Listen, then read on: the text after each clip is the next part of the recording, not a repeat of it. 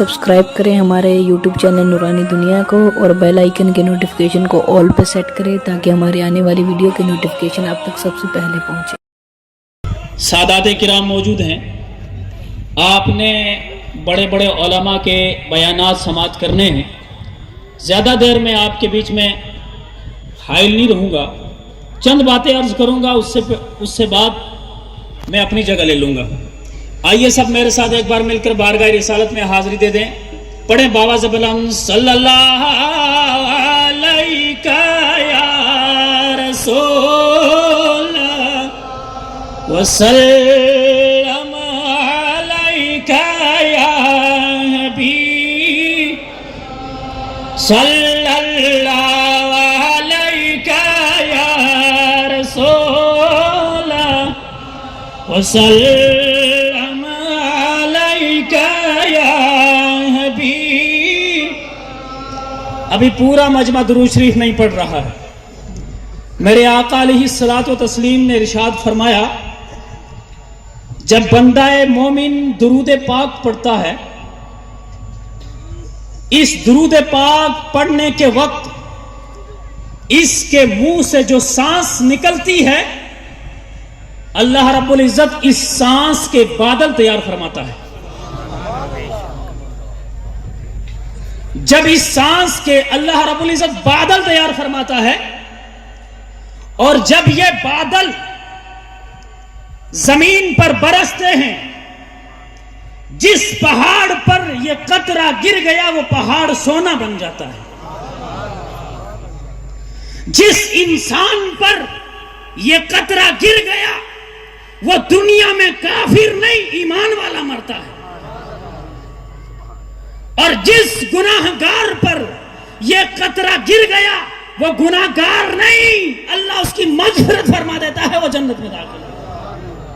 آئیے سب مل کر سنیں آقا کی بارگاہ میں، سب بلند آواز سے پڑھیں صلی اللہ علیہ یا رسول اللہ وسلم۔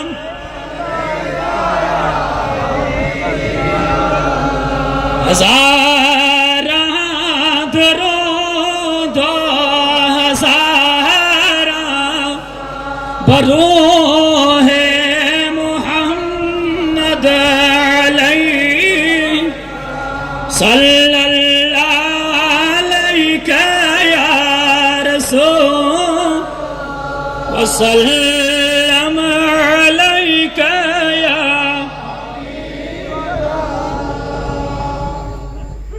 میں نے آپ کے سامنے قرآن مقدس کی آیت تلاوت کی ہے۔ اللہ رب العزت قرآن مقدس میں ارشاد فرماتا ہے، حافظوا علی الصلوات والصلاۃ الوسطی، نمازوں کی پابندی کرو۔ کیا فرمایا؟ حافظوا علی الصلوات، نمازوں کی پابندی کرو۔ اب ہمیں سب کو معلوم ہے ہم مسلمان ہیں، اسلام ہمارا دین ہے، قرآن اسلام کی سب سے افضل، ساری کتابوں سے برتری رکھنے والی اور خدا کا کلام ہے۔ بندہ جب ایمان لے آتا ہے، ایمان کے بعد سب سے پہلا فریضہ جو ہے وہ نماز ہے۔ آج آپ نے ہمارے جلسوں کا ماحول یہ بن گیا ہے، زیادہ تر لوگ گلزار یوسف سننا پسند کرتے ہیں،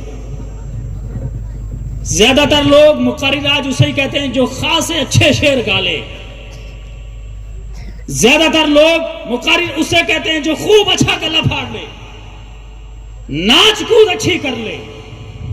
لیکن کاش کبھی ہم نماز کے تعلق سے بھی بیان کر لیں، کبھی ہم قوم کی توجہ نماز کی طرف بھی دلائیں، کبھی ہم زکوٰۃ کی بات بھی کریں، کبھی ہم قرآن کی تعلیم پر عمل کرنے کی بات بھی کریں۔ لوگ کہتے ہیں जनाब वो दूसरे लोग नमाजें बहुत पढ़ते हैं।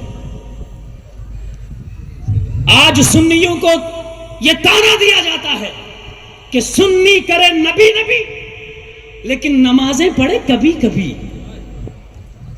सुन्नी बोले नबी नबी, नमाजें पढ़े कभी कभी। ऐसा नहीं होना चाहिए। अजमत मुस्तफा बयान की जाए, अशार पढ़े जाएं, जिक्र किया जाए। हम अपने बुजुर्गों के खिलाफ जबान खोलें, पीराने इज़ाम के खिलाफ बोल सकते हैं, लेकिन बेनमाजी के खिलाफ नहीं बोल सकते जी। अहले इल्म के खिलाफ हम बोल सकते हैं, नियाजू के खिलाफ हम बोल सकते हैं, लेकिन बेनमाजी के खिलाफ हमारी जबान नहीं खुलती। कुरान बालाए ताक रखा है,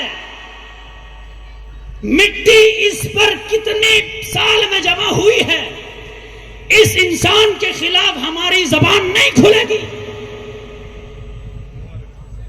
नमाज का हमें पता नहीं है, घर में 10-10 बेनमाजी लेटे हुए हैं, हमें इसकी खबर नहीं।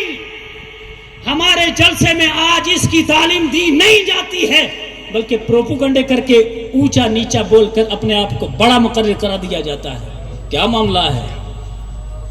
आओ, कुरान कहता है हाफिजू अलस्सलावात, नमाज की पाबंदी करो। यहां एक बात अहले इल्म के नजर करना चाहता हूं। अल्लाह रब्बुल इज्जत चाहता तो वह इहफजू हा भी कहता, लेकिन बजाय इहफजू हा के हाफिजू अलस्सलावात कहा। क्यों? इहफजू हा अगर कहा जाता तो मालूम हुक्म यह होता कि एक वक्त की नमाज कायम कर लो, लेकिन हाफिजू कहा है।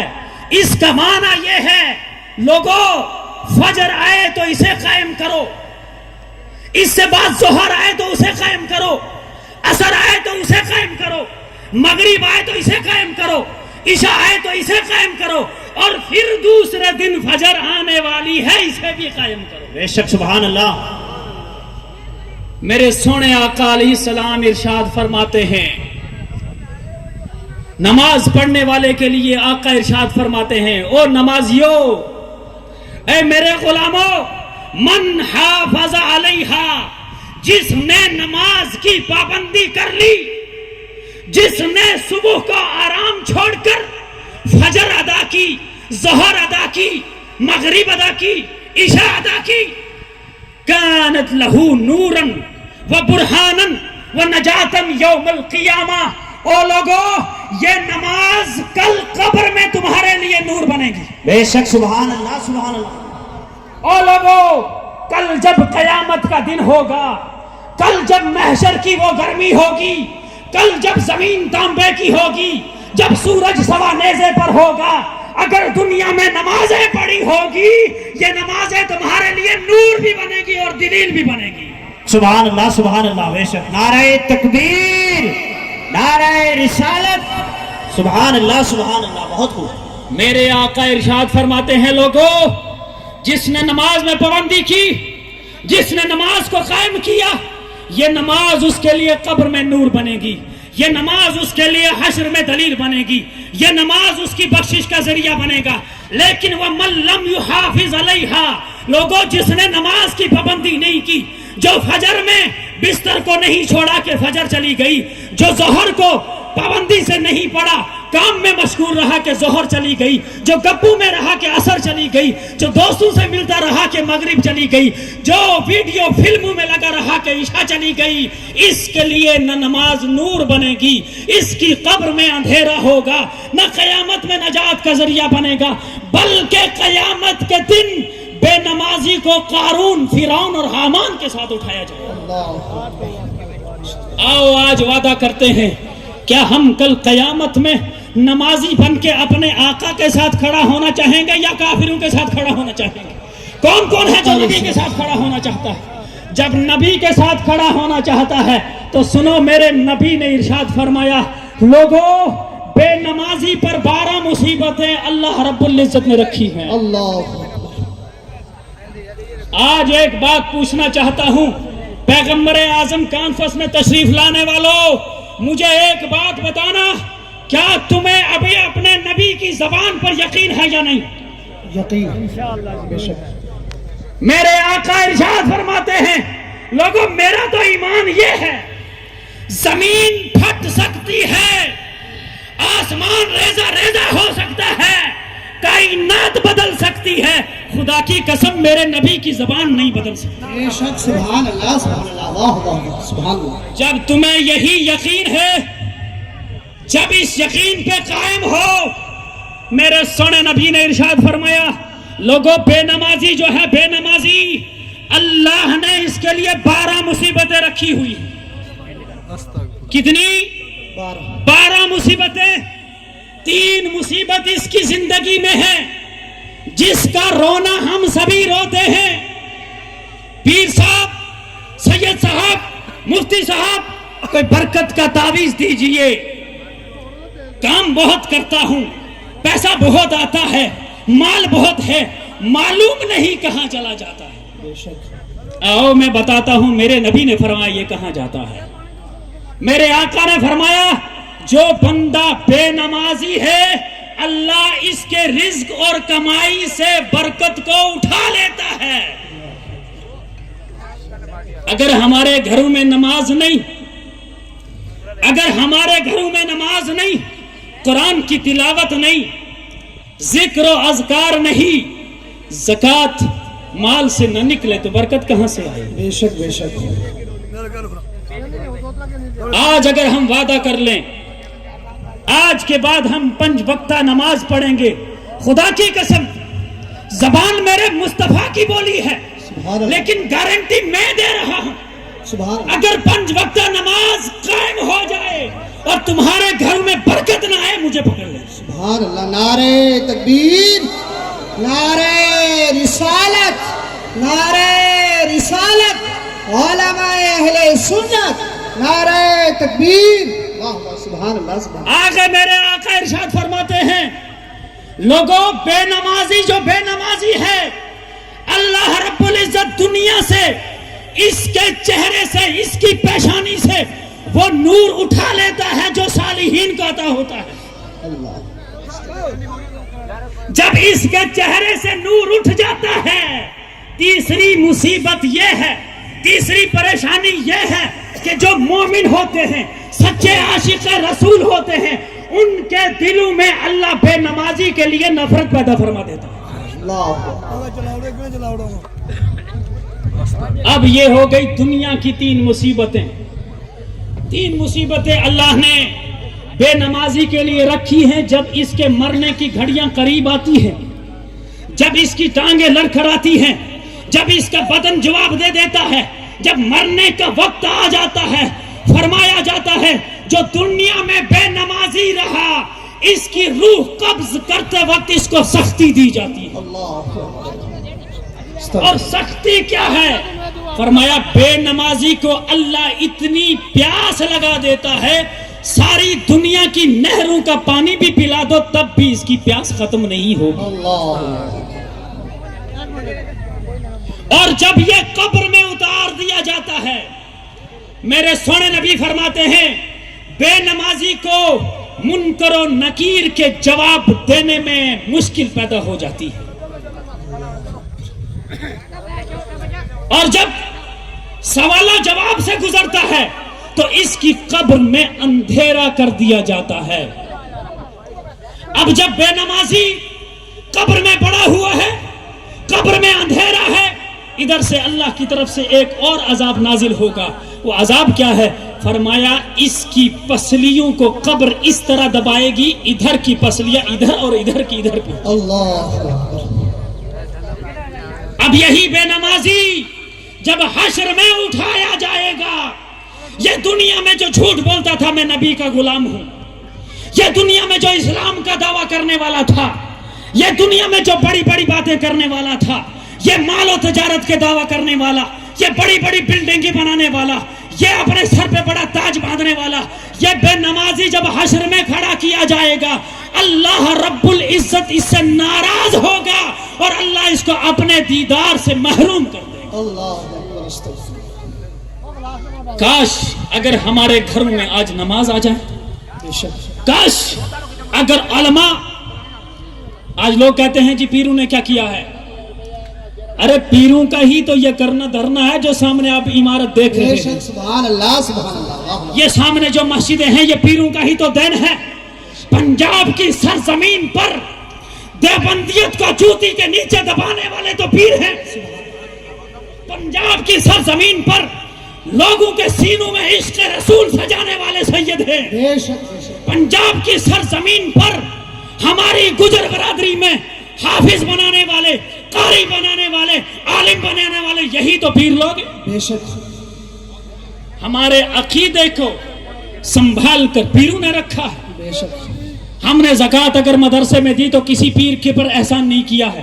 بے شک، آپ نے زکوٰۃ دی ہے تو اپنے نامہ اعمال میں نیکیاں بڑھائی ہیں، آپ نے چندہ دیا ہے تو اپنے نامہ اعمال اچھے کیے ہیں، اپنے لیے نیکیاں بنائی ہیں، نہ کہ کسی پیر پر احسان ہے۔ آپ نے اگر اس ادارے کا ساتھ دیا ہے تو یہاں بھی کام آئے گا، محشر میں بھی آپ کو کام آئے گا۔ بے شک، سبحان اللہ۔ مجھے پتا ہے کہ وقت ختم ہو چکا ہے، 15 منٹ مجھے دیے ہیں، لیکن آخری بات کر کے جاؤں۔ لوگوں، آج ہمیں بیدار ہونے کی ضرورت ہے۔ آج ہمیں لوگ تانا دیتے ہیں، او جی ادھر بریلوی کیا کرتے ہیں، ادھر لوگ نمازیں بہت زیادہ پڑھتے ہیں۔ میں نے کہا اچھی بات ہے، تیرے علم میں تھوڑا اضافہ کر دوں، کربلا کو پڑھ لینا، واہ واہ واہ واہ، سبحان اللہ۔ اگر نہیں تو تھوڑا آگے جانے کی ہمت نہیں، بدر میں نہیں جا پائے گا، خیبر میں نہیں جا پائے گا، خندق میں نہیں، کربلا کو پڑھ لینا۔ ایک طرف یزید کی ہزاروں لاکھوں میں فوج تھی، ایک طرف امام حسین کے ساتھ گنے چنے لوگ تھے۔ اذان یزید کے خیمے میں بھی ہوتی تھی، لیکن اذان حسین کے خیمے میں بھی ہوتی تھی۔ اقامت وہاں بھی پڑھی جاتی تھی، اقامت یہاں بھی پڑھی جاتی تھی، نماز وہاں بھی ہوتی، نماز یہاں بھی ہوتی تھی، لیکن فرق اتنا ہے، ہمیں یزید والی نماز نہیں، حسین والی نماز چاہیے۔ ادھر زیادہ ہیں تو کیا ہوا، ادھر زیادہ پڑھتے ہیں تو کیا ہوا، حسین والی نماز میں کم بھی ہوں تو کوئی بات نہیں، لیکن پڑھیں تو صحیح۔ آج ہمیں صرف اس چیز کی ضرورت ہے کہ ہم اپنے گھروں میں نماز قائم کریں۔ ہم اسلام سے اتنے دور ہو رہے ہیں، یہ بات اہل علم نعرہ تکبیر، نعرہ رسالت، مسلک اعلی حضرت علماء اہل سنت حضرت علامہ مولانا ذاکر حسین ترابی